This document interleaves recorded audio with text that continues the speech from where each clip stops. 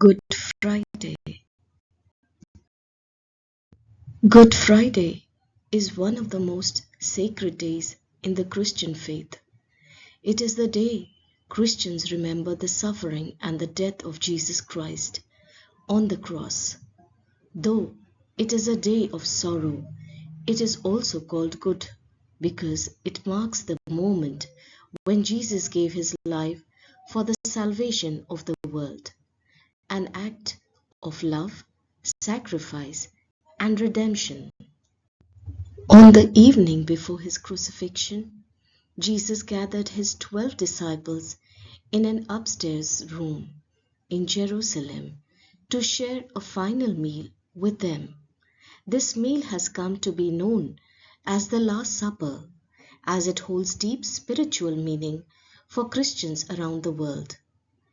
As they reclined around the table, Jesus knew that his time had come, the time when he would suffer and die for the sins of humanity.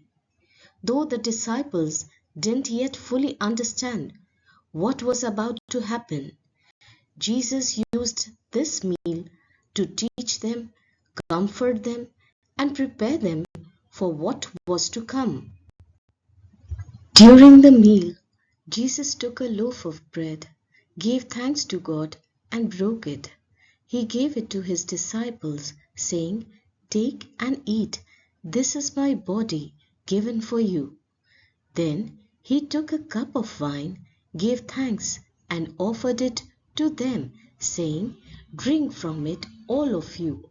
This is my blood of the covenant, which is poured out for many for the forgiveness of sins." With these words, Jesus established what is now known as the Holy Communion or the Eucharist, a sacred practice where Christians remember his sacrifice through the sharing of bread and wine. It was a symbol of the new covenant between God and humanity, sealed through Jesus' upcoming death on the cross.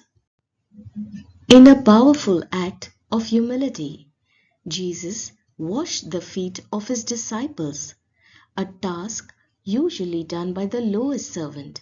He said to them, "I have set you an example that you should do as I have done for you." Through this, Jesus taught them about love, showing that greatness in the kingdom of God comes not through power, but through humble service. As the meal continued, Jesus became troubled in spirit and revealed a painful truth. One of them would betray him. "Truly, I tell you, one of you will betray me." The disciples were shocked and saddened, and each began to ask, "Lord, is it I?" Jesus replied that the betrayer was the one who dipped his bread in the bowl with him. That man was Judas Iscariot. Though he had followed Jesus for years, he had already agreed to betray him to the religious leader for 30 pieces of silver.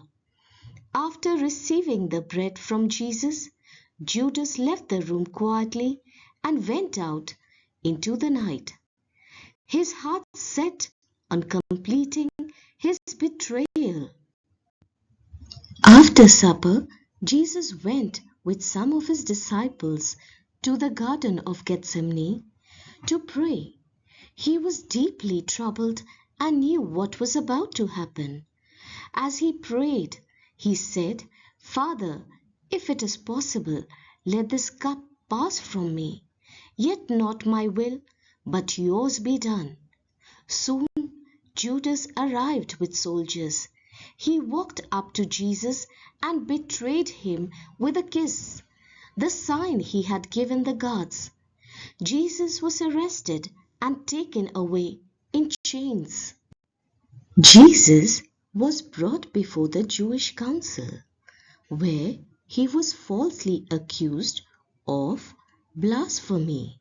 From there he was taken to the Roman governor, Pontius Pilate, who questioned him but found no guilt in him. Still the crowd demanded, "Crucify him." To satisfy the people, Pilate sentenced Jesus to death. Before his crucifixion, Roman soldiers mocked him. They put a crown of thorns on his head, draped a purple robe over his shoulders, and called him King of the Jews.